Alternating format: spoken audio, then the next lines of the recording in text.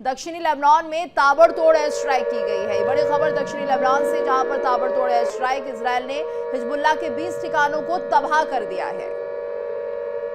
तो हिजबुल्लाह के 20 ठिकानों को निशाना बनाया गया और हमले में कई लोगों की मौत की भी खबर है। तस्वीरें हम आपको दिखाते हैं किस तरह से इन इलाकों को निशाना बनाया गया। 20 ऐसे ठिकाने जिन्हें की तबाह कर दिया गया है।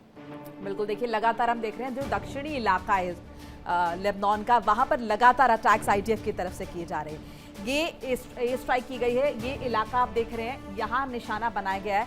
अब रिहायशी इलाकों में भले हिजबुल्लाह क्यों नहीं शरण ले रहा है, लेकिन इन तमाम जगहों को जो है यहाँ पर निशाना बनाया जा रहा है। 20 ठिकाने हैं जिन्हें यहाँ पर अगर हम देखें वो कहीं ना कहीं टारगेट पर लिया गया है।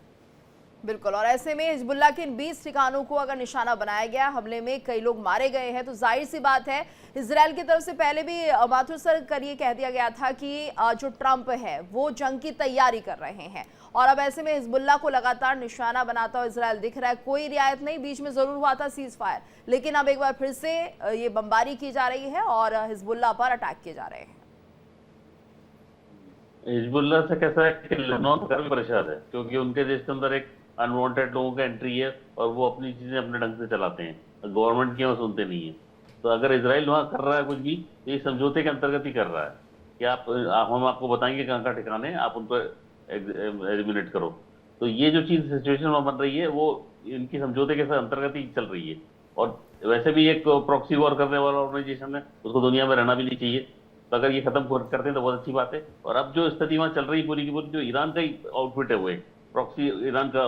माथुर साहब, इस तरह की भी खबरें हैं कि अमेरिका ने इजराइल को कह रखा है कि वो अपनी अटैक्स लगातार जारी रखे, ऑफिशियली नहीं, लेकिन इस तरह की न्यूज है कि अमेरिका की तरफ से खुली छूट है कि अपना काम जारी रखें।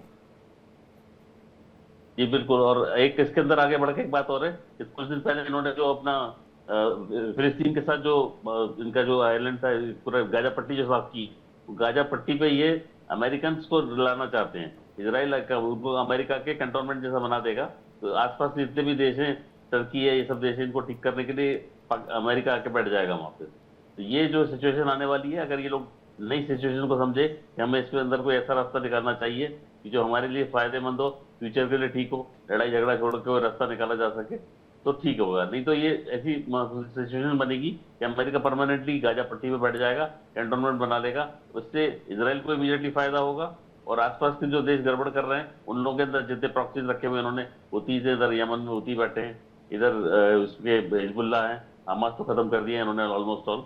तो और इधर इराक के अंदर जो इनके प्रॉक्सीज हैं। देखिए इंडिया डेली 24/7 अब आपकी स्मार्ट टीवी पर।